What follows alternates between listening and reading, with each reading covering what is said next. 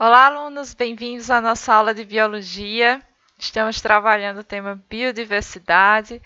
Já falamos sobre vírus, falamos sobre bactérias, né, que são do reino Monera, e hoje nós vamos começar a falar então sobre mais um dos nossos grandes 5 reinos, né, que é o reino protista, tá? Lembrando que o reino protista ele é formado, né, por algas e protozoários, né?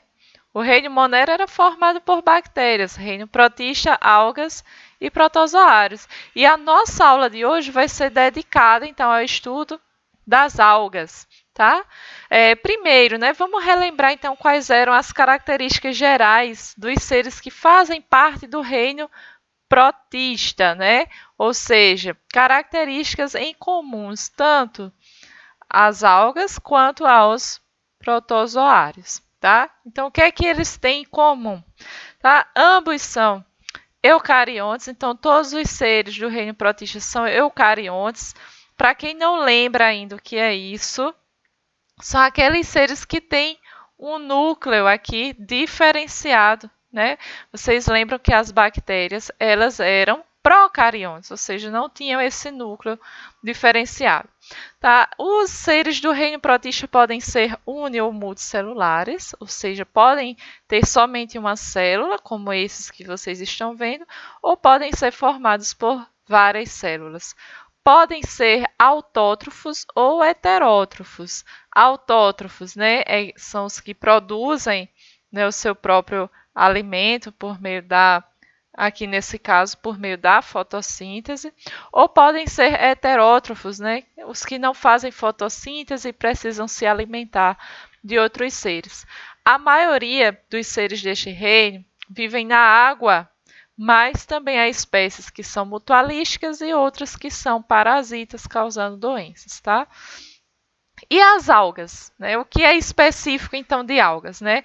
Todas as algas são seres fotossintetizantes, ou seja, são seres autótrofos, tá? Fazem fotossíntese.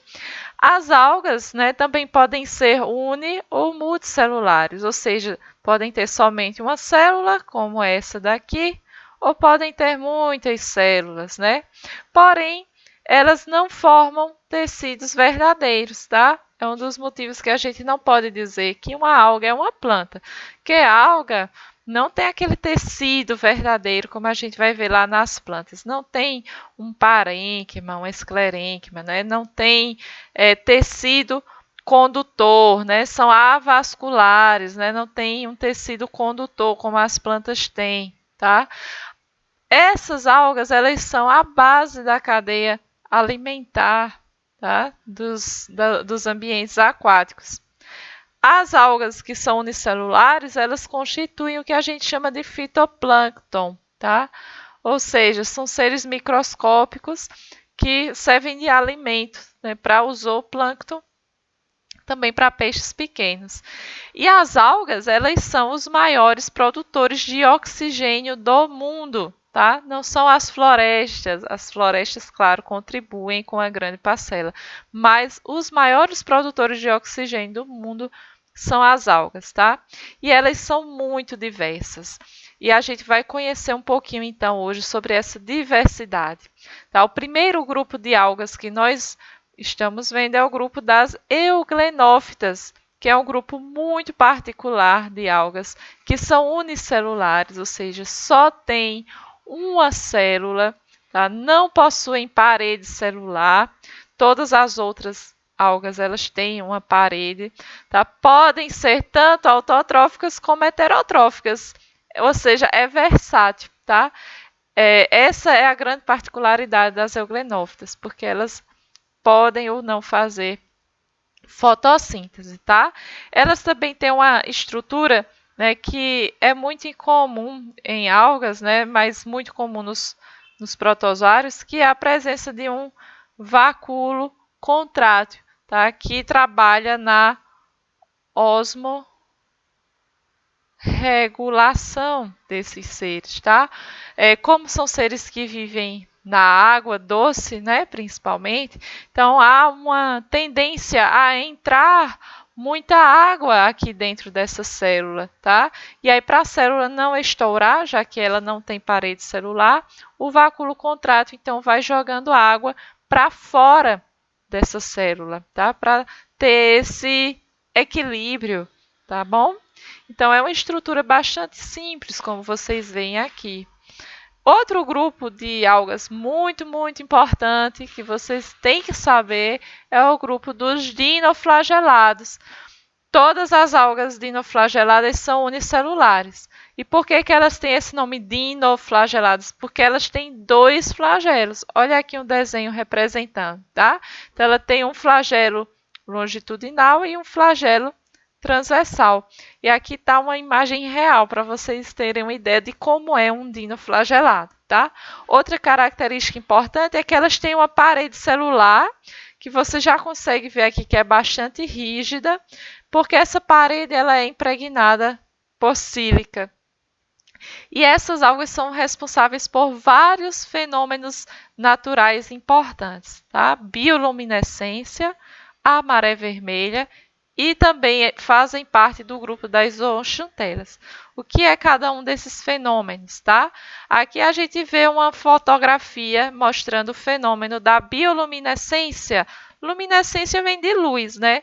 Então, são algas, né, microscópicas que têm essa capacidade de ficarem iluminadas, tá? A gente consegue enxergar aqui como se tivesse um monte de lâmpadazinha fluorescente aqui na água, tá? São algas do grupo dos dinoflagelados.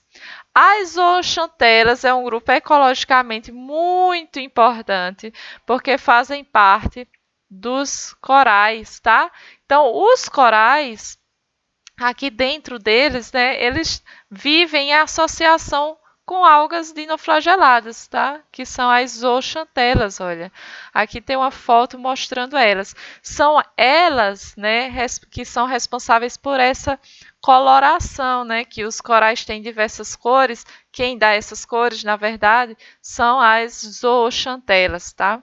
Elas fazem fotossíntese, então, sendo uma fonte importante de produção de energia para esses corais, tá?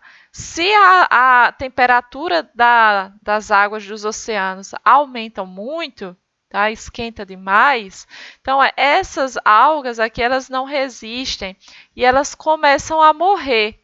Então, elas não fazem mais a fotossíntese, claro, elas morreram. E o que é que começa a acontecer com esses corais? Eles começam a ficarem brancos, né? Eles perdem a cor e perdem também essa capacidade que eles tinham, né, de produzir energia graças às algas. Tá? Então, eles começam a morrer.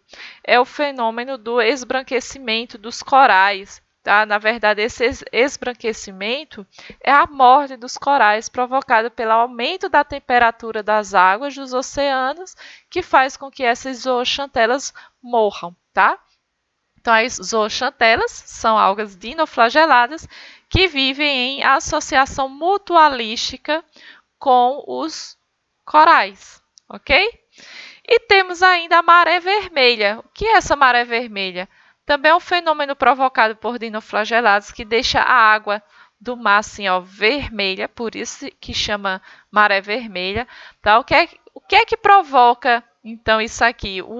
A multiplicação excessiva dessas algas, né, deixando a água avermelhada. Né? Isso é porque tem muita alga ali. Né? Essa multiplicação excessiva ocorre devido a vários fatores, né? A luz solar intensa, águas mais quentes e calmas, mas principalmente ao aumento de nutrientes nessa água. Mas não são nutrientes bons, calma lá, é causado pela poluição, tá? Das águas aqui dos oceanos. O despejo de esgoto, por exemplo, aqui, né, tá jogando um monte de nutriente lá para essas algas dinoflageladas e elas começam a se multiplicar muito, deixando A água avermelhada. Qual é o problema disso? É porque essas algas, elas liberam toxinas na água, tá?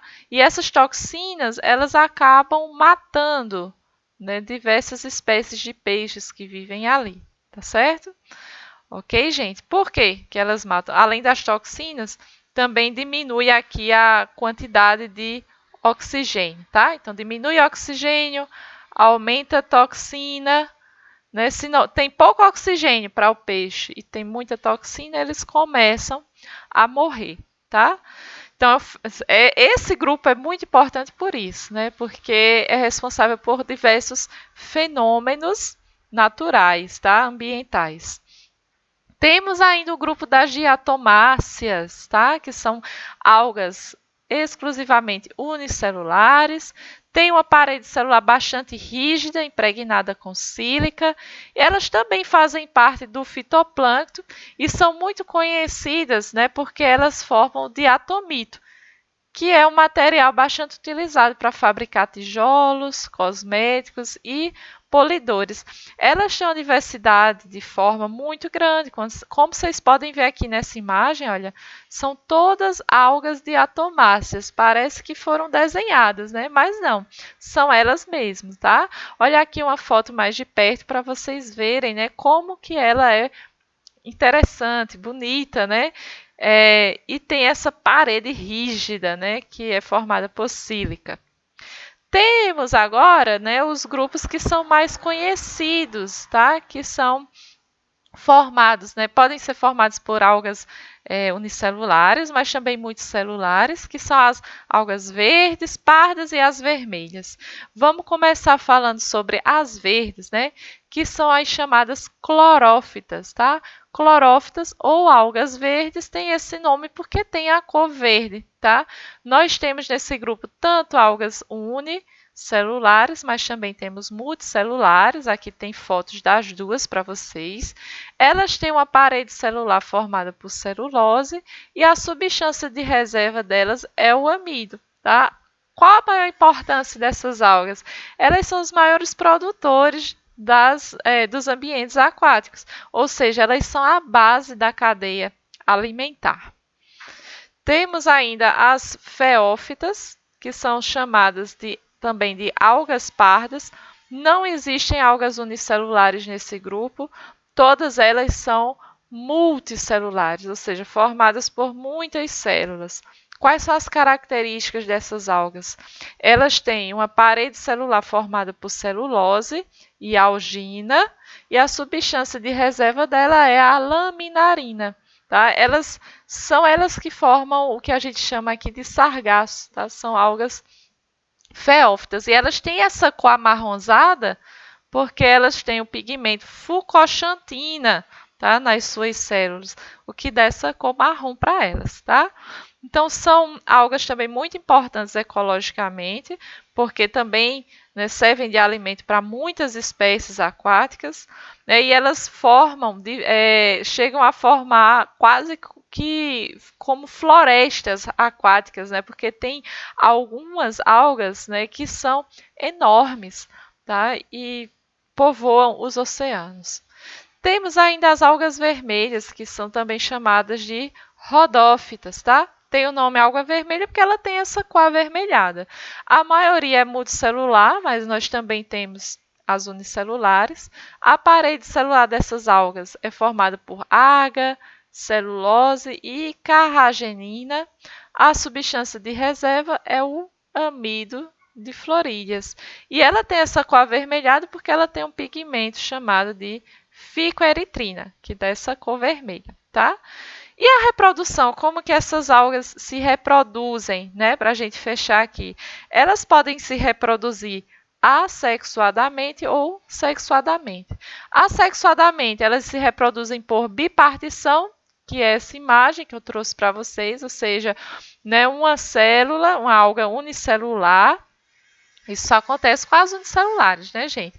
Uma alga unicelular, ela começa, então, a se dividir, ó, forma primeiro um novo flagelo e depois começa a se dividir em duas, tá?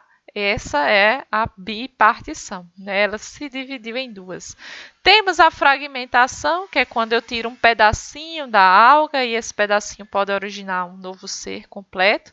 E temos a esporulação, que é isso aqui que está na imagem, tá? Ou seja, a formação de esporos, tá? Os esporos, eles têm essa capacidade de serem mais resistentes, né? Encontrar um lugar propício para se fixar e desenvolver uma nova alga inteira, né? Então, aqui a gente tem uma alga adulta em que um filamento dela começa a formar, então, os esporos, que são chamados de zoósporos, né? Porque tem esses flagelinhos. Esse zoósporo, ele nada, até encontrar um lugar adequado, ele se fixa e começa a crescer e forma uma nova alga, tá? Esse é o fenômeno da esporulação. Mas, né, as algas também podem se reproduzir sexuadamente. E a gente tem uma infinidade de tipos de reprodução sexuada nas algas, tá? É bem diverso, tá? Isso é só para vocês terem uma visão, desmistificar de que a única forma de reprodução é a forma que a gente conhece dos animais, né? Em que dois indivíduos, eles cruzam entre si, são diploides, cruzam entre si, né? E dão origem a um filhote, a um bebê, tá? Nas algas, a gente tem muitos tipos de reprodução sexuada. Um desses tipos é o ciclo haplobionte-haplonte. Nossa, que nome! O que é que isso quer dizer? Quer dizer que o indivíduo adulto, ele é haploide, ou seja, tem N cromossomos, né? Haploide. Por exemplo, o ser humano, né, ele tem 46 cromossomos. Esse é o número diploide do ser humano. Tá? Então, o nosso espermatozoide, o óvulo, é o haploide, ou seja, tem metade dos cromossomos, tem 23, tá? E a gente representa por N, que é o haploide, tá? Então, aqui é haploide, aqui é diploide, tá? Então, aqui o adulto é haploide, o adulto tem metade do número de cromossomos, tá? No ciclo haplobionte, haplonte, tá? E a meiose aqui vai ocorrer no zigoto, ou seja, o zigoto ele vai passar pelo processo de meiose, né? Então, o meu zigoto é que é diploide, tá? Mas ele passa por meiose, dando origem a seres haploides. Como é que é isso? Vamos olhar aqui no ciclo, tá? Então, aqui eu tenho os adultos, ó, são unicelulares, tá? Os adultos, que são haploides, ou seja, só tem metade dos cromossomos. Esses adultos, eles vão se unir sexualmente, tá? Se fundindo. E, claro, como eles se fundem, se aqui tinha N cromossomos e aqui N, quando eles se fundirem, né, eu vou ter um zigoto aqui, ó, 2N, né? Eu somei os cromossomos. E aí, esse zigoto é ele que vai passar por meiose, né? Então, na meiose, uma célula, né, passa por uma primeira divisão, né, em que há, né, a redução do número de cromossomos e depois cada uma dessas células, né, se divide em mais duas. Tá? Então, ao final, eu tenho 4 células haploides. Ó, é isso que está acontecendo aqui, ó. 4 células, todas haploides, tá? E aí, elas são liberadas, então, no meio. Então, aqui eu já tenho um adulto, né? Liberado aqui, haploide, prontinho para se reproduzir novamente, tá? Esse é apenas um dos ciclos. Temos também o ciclo que é haplobionte-diplonte. Diplonte, porque o adulto aqui, na verdade, ele é diploide, não é haploide como o anterior, ou seja, ele é 2N, tá? E a meiose aqui ocorre nos gametas, para formar gameta, tá? É aqui que ocorre a meiose. É parecido com o que acontece com nós, seres humanos, tá? Então, nós temos aqui uma alga adulta, que é diploide, tá? Essa alga, ela vai produzir gametas, olha aqui os gametas, tá? Por meiose, né? Ou seja, se é por meiose, né? Todo mundo aqui, então, vai ser haploide, tá? E aí, esses gametas, eles vão se fecundar, formando um zigoto, que já é diploide, e esse zigoto se desenvolve no novo indivíduo, tá? E a gente tem ainda um ciclo que é um pouquinho mais complicado, que é o ciclo diplobionte, tá? O que é isso? É que eu tenho, no único ciclo, uma alternância de gerações, ou seja, eu vou ter indivíduos tanto diploides quanto indivíduos haploides em determinado momento da vida deles, tá? E a meiose aqui é para a formação de esporos, por isso que a gente chama de meiose espórica, tá? Então, como é que funciona esse ciclo? Olha só, eu tenho aqui o indivíduo adulto, que é a minha geração diploide, tá? Então, tá aqui, ele é 2N, tá? E ele vai formar esporos, por isso que eu chamo ele de esporófito, porque ele forma esporos, tá? Então, esse indivíduo adulto, ele vai formar esporos por meio de uma meiose, tá? Então, os esporos, como passaram por meiose, são todos haploides, tá? E aí, esses esporos, eles vão, né, encontrar um lugar legal para se implantar, né, e vão desenvolver novos indivíduos, tá? Que são chamados agora de gametófitos. Por quê? Porque eles vão produzir gametas, tá? E esses gametófitos, eles são todos o quê? Haploides, tá? Porque o esporo não era haploide, então o esporo se implantou lá, cresceu e desenvolveu um indivíduo haploide. E aí esses gametófitos vão produzir os gametas, tá? Os gametas são produzidos, tá aqui, ó. Todos os gametas são tudo N, tá? E aí eles vão se fecundar, né? Quando ocorre essa fecundação, essa união, né? Aí eu vou ter um indivíduo aqui diploide, formando o zigoto, né? O zigoto, que é diploide, tá? E esse zigoto cresce e forma um novo esporófito, tá? Parece difícil, mas não é, só porque é diferente de nós, tá? Nós não temos isso, tá? Mas as algas e as plantas têm essa alternância de gerações. Tem determinada fase da vida que ele é um esporófito, produzindo esporos, é diploide, e tem uma fase da vida que é um gametófito, haploide, e produz gametas, tá? Ainda tem um caso especial de reprodução sexuada, né, das algas filamentosas, que elas podem trocar material genético, tá? Formando um zigoto, né, a partir desse processo. Por exemplo, eu tenho 2 filamentos aqui de algas. Uma é o filamento doador, né, que eu chamo de filamento masculino, e o filamento receptor é o filamento feminino. Então, se forma uma pontezinha aqui entre os 2 filamentos, né, e ocorre a transferência do citoplasma aqui, ó, para a alga receptora, tá? Olha aqui a transferência, tá? Num processo que a gente chama de conjugação, tá?